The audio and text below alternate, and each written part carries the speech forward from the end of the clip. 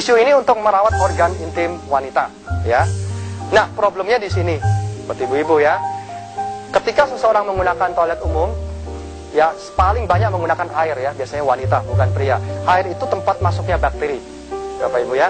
Kedua, ketika seorang itu mandi menggunakan sabun mandi, itu kebanyakan biasa juga digunakan membersihkan organ yang justru itu sumber masalah. Kenapa? Karena banyak mengandung soda dan pH-nya tidak cocok buat organ. Apa jadinya? Kalau pH tidak sesuai, maka dia akan merubah suasana di dalam organ wanita, sehingga bakteri-bakteri sehat itu akan berkurang. Justru akan bertambah bakteri yang jelek. Nah, disinilah akan membuat organ wanita menjadi gatal, menjadi iritasi dan bisa gatal-gatal, ya. Dalam kehidupan sehari-hari juga ya, ketika seorang wanita itu stres, dia akan mengeluarkan cairan ya, berlendir, berbau, berwarna, biasanya ada infeksi-infeksi kecil ibu-ibu ya di bagian dalam, tak nampak dengan mata. Kadang-kadang seperti ini pun ya dianggap biasa ya, sepele saja. Tapi kalau dibiarkan terus-menerus, dia akan menjadi serviks. Nah, disinilah sumber masalahnya ya. Jadi kanker serviks ini tidak datang dengan sendirinya dalam waktu 1 hari, 2 hari tidak, tapi proses. Ya. Prosesnya disebabkan karena satu virus yang bernama HPV. Siapa yang pernah dengar HPV, Bapak Ibu? Ada yang pernah dengar HPV? Hanya 1 orang aja pernah ya, Bapak ya?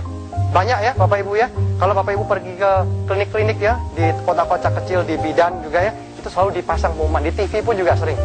HPV ini adalah sejenis virus yang umum, Bapak Ibu, yang di mana-mana ada. Di air, mungkin di pakaian dalam, di dalam produk-produk ya, yang kita gunakan setiap hari. Semuanya bisa mengandung HPV, Human Papilloma Virus.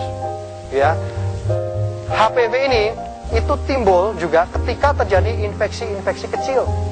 Masuknya bakteri, masuknya kuman-kuman yang menyebabkan infeksi dalam organ wanita. Ya, dan kuman ini tidak masuk dengan sendirinya, dia datangnya dari kehidupan kita, ya, dari toilet umum. Ya, kebiasaan merokok ini akan menimbulkan kanker ya, melahirkan cukup banyak anak, bisa kita hindari Bapak Ibu ya.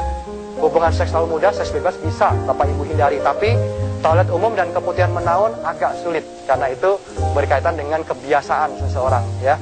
Oleh sebab itu perlu kita menjaganya selagi masih sehat ya.